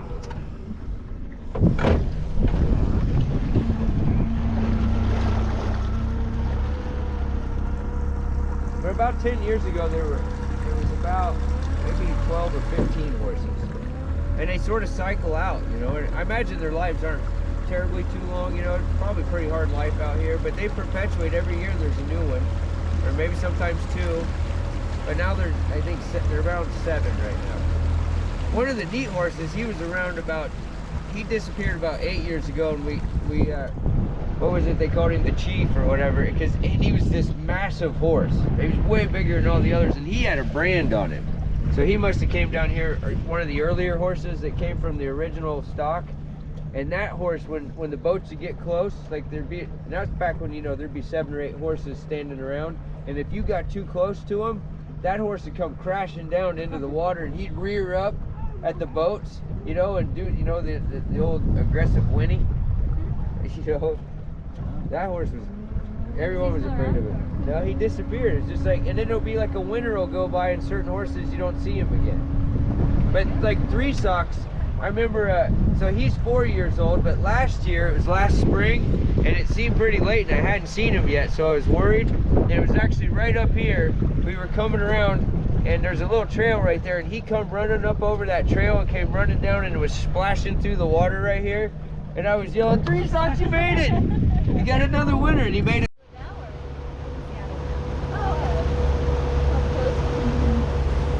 Right, here comes that grand finale. This is going to be the biggest thing we see on this trip today.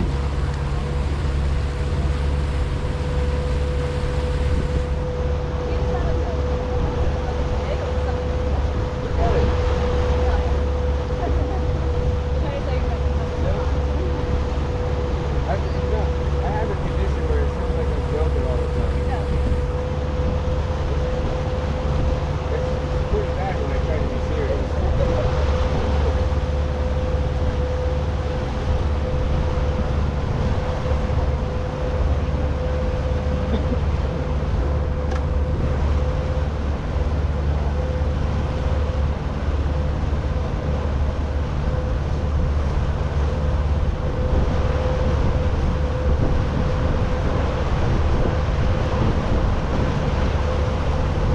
That's pretty big.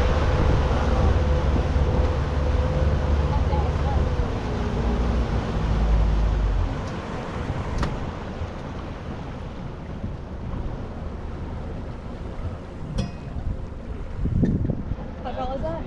3,400 feet. Yeah. So, that right there, our grand finale, 3,400 feet tall. What was the tallest over there? 14. Right? So we're at 3,100 feet above sea level right here, and that's 6,500 feet above sea level up there. Right?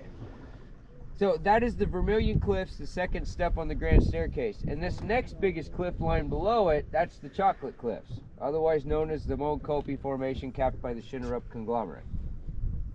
I try to say that as many times as I can. It makes me feel really smart. So what that is, like I said, that's the longest vertical rock face in North America. A monument within a monument.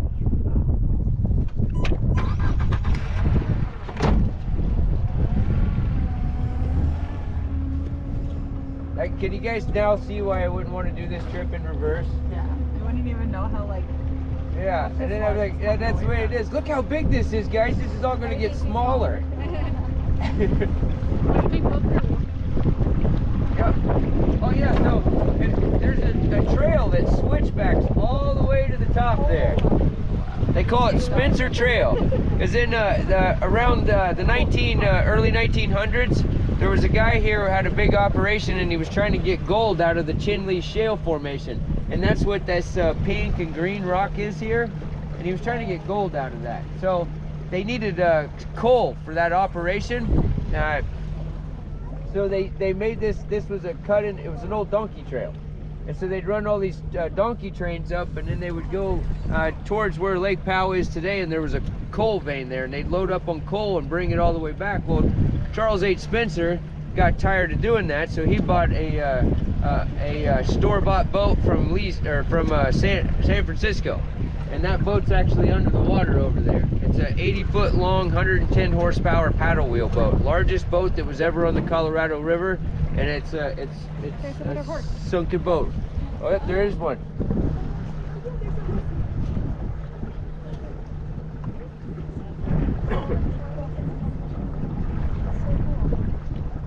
That one looks a bit majestic.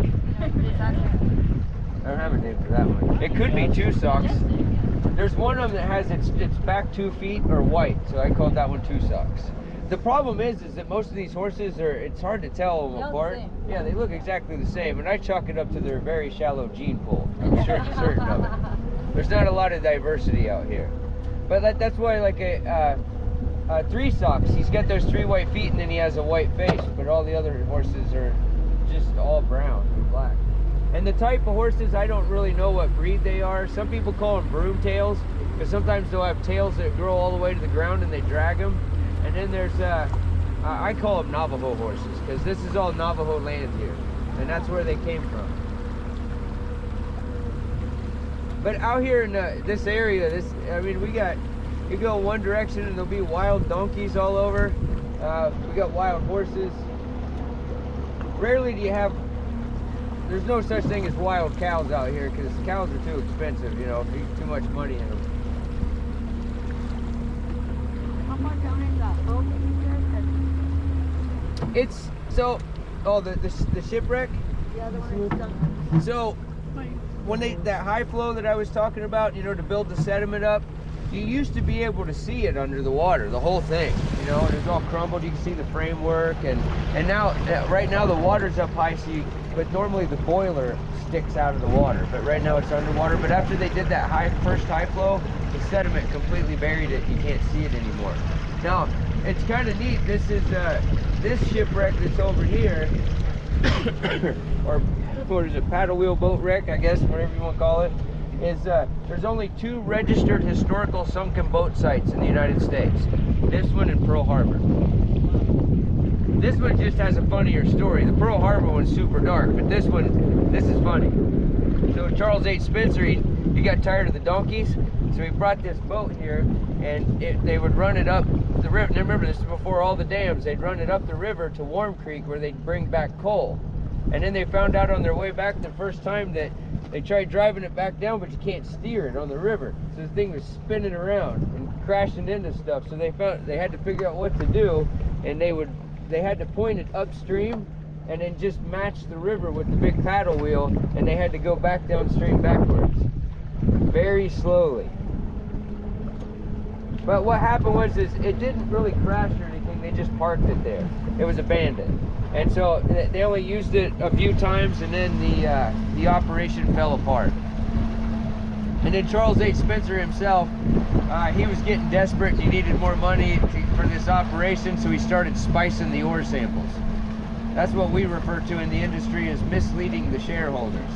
So spicing the ore samples, that's just adding a little gold to them to make it look like there's more gold per tonnage. And he got caught.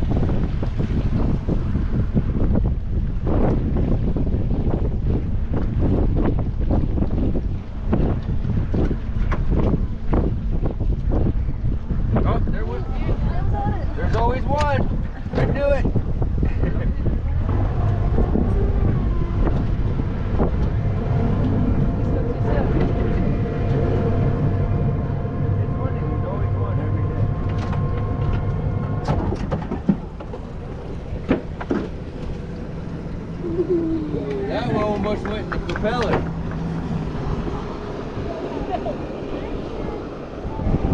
You're okay.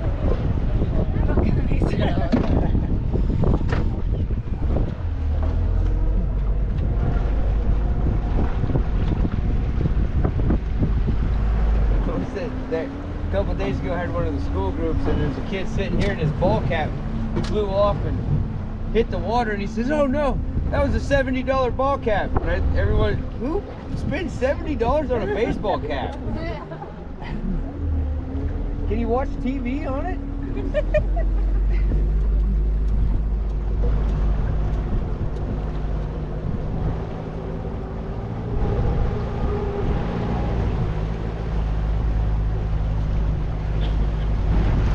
So, this bit of civilization we got right here, this is Lee's Ferry.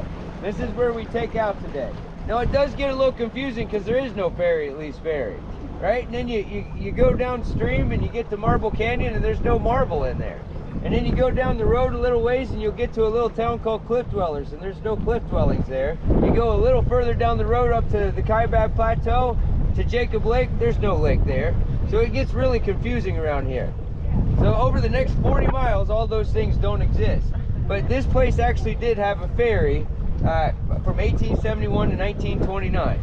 And that bridge that you're going to go over, you guys are going to go over the new Navajo Bridge. The old Navajo Bridge, they completed it in 1929, which ended this the ferry use here. And ironically, that was the end of the ferry. Its last days was helping build that bridge that was going to put it out of business.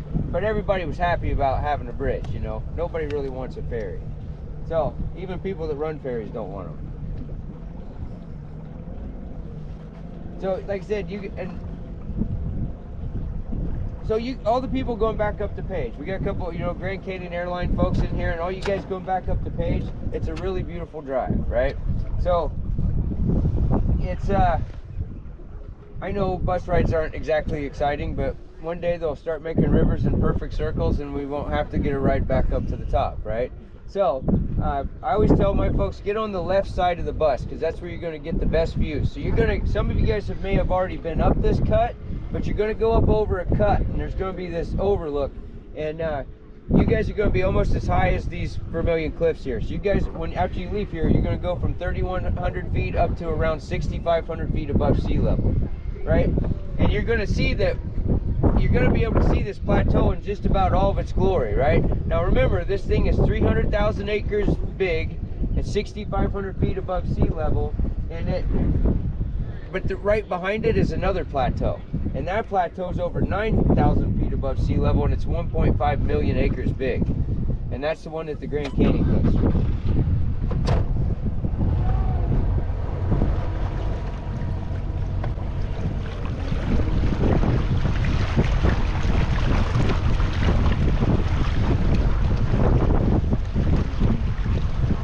You're going to be able to see it. It's kind of, you see something that big and there's something sitting right behind it that makes it look teeny tiny. It's just crazy. Out here everything just gets bigger and bigger and bigger. And like up here, if you guys go around the bend, down the river, that's where you start dropping into Marble Canyon, and that's the gateway to the Grand Canyon. And that's where all these guys are going. They're all gearing up and they're heading down through the Grand Canyon. This is the put-in spot. Is that the rafting troops? Yep. This is where everyone puts in. Okay, so I googled Southgren, that's about 2 hours away. What is? Southgren? Yeah. Now, if you wanted to see anywhere else on the Grand Canyon, is that like the closest spot you can see? I think so. Yeah. Well, because the North Rim. Well, the North Rim, yeah, the North Rim, it still takes about 2 hours to get there. I always recommend the North Rim. It's much better than the South, but the North Rim won't be open until mid-June is what they're saying this year. They had to extend it a month because we got so much snow up there, they're going to have to wait till mid-June before anyone can get there.